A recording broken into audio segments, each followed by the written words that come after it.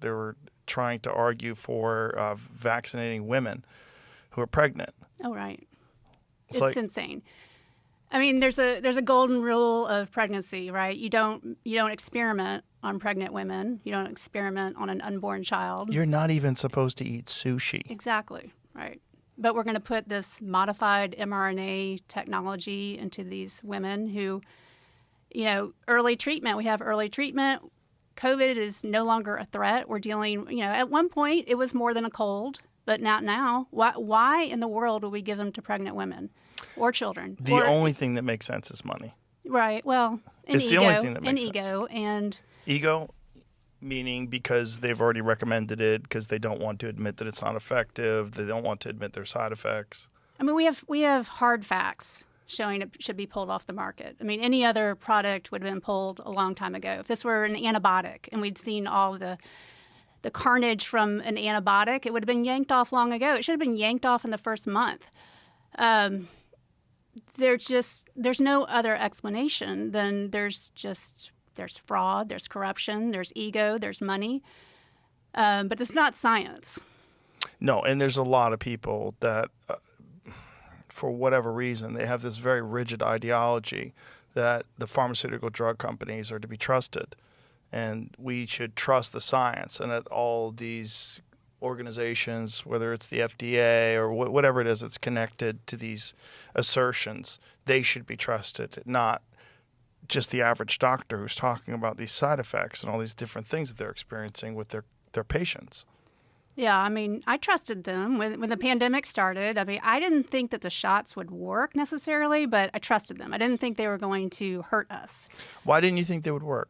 Because they were rushed to the market. I knew the flu shots were already iffy. We're dealing with a virus that mutates. We've never been able to vaccinate against a cold, which, it's a rapidly mutating virus. It's been tried before, and it's failed. But if you don't mind, please tell everybody what your background is in medicine.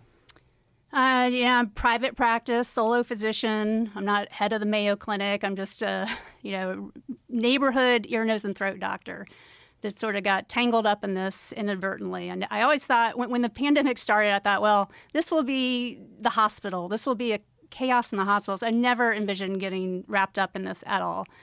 I trained at Stanford, and then I moved to Texas after residency.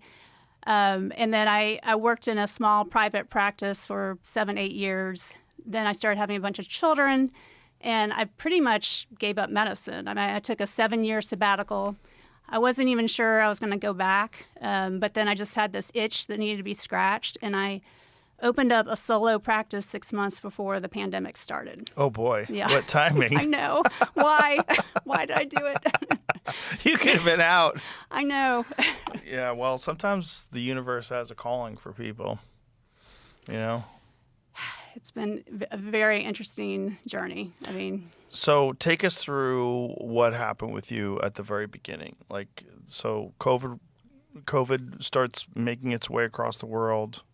Yeah, so I had people coming in with respiratory tract infections that were stubborn. They were not, the typical colds. And there was all this, news that there's this virus from China. But, you watch something on the news, you think, oh, that's not going to really affect me. But, I started having more and more patients coming in. And at first, I really didn't know what to do. I just used common sense. I mean, I treated the symptoms. I used breathing treatments. I covered for secondary infection with antibiotics. I used steroids, that sort of thing. And I had success, but I didn't have a lot of people, showing up at my doorstep, treat me for COVID. But I did start having people wanting to get tested. And you might remember that LabCorp was the first lab in the country to offer the test. And they just got completely slammed. So it took 2 weeks to get the results back. I was already working with a lab for patients with chronic sinusitis who they were doing PCR testing for chronic sinusitis. So it tests for bacterial and fungal infections of the sinuses. It's called Microgen DX. And they came out with a saliva test for COVID. So, and we were able to get the results back the next day. So I started offering that, and my little clinic exploded and I'm located in a strip mall, which is very purposeful. I'm very close to the medical center, which is, To get your doctor's office, it's a 10-minute navigation of the parking garage, and another 10-minute walk to the office. And so I was trying to locate my office where it was very easy to get in and out of. And then that served me very well during the pandemic, because with these saliva tests, you could just take the cup to somebody's car. They could spit in the cup. They could leave it outside. It was contact-free. You didn't have to have anything shoved up your nose. And then we got the results back the next day. And so that sort of put me on the map in my little neighborhood. And then I started tracking, when the vaccines came out, I started tracking who was positive, by their vaccination status. And so I started noticing that the vaccine wasn't working. And that's sort of what got me in trouble. I also started giving monoclonal antibodies, and I didn't ration them. So I became known in town as a place you could get monoclonal antibodies without, having to pass, being a certain race or a certain age or that sort of thing. What do you think that was all about? Yeah, I don't know. But the monoclonal antibodies is very frustrating to me. They worked very well. They were not controversial. People would turn around the next day.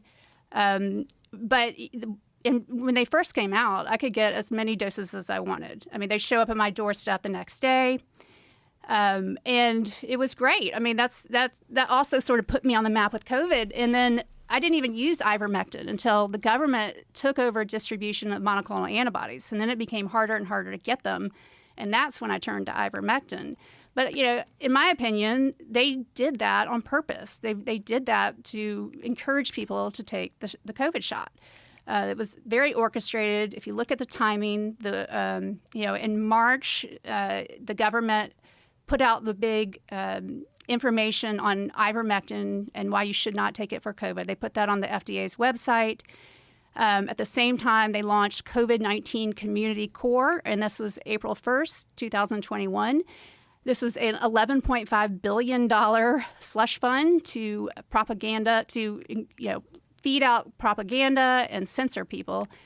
And the day that they launched the COVID-19 Community Core was the same day that Houston Methodist, which is where I had privileges, they mandated the COVID shots for all their employees. And they were the first in the country. And that's sort of how I got tangled up in all this, because I had privileges there. And then I was actually working with them. I was doing research with them. I was sharing my data with them to try to get it published.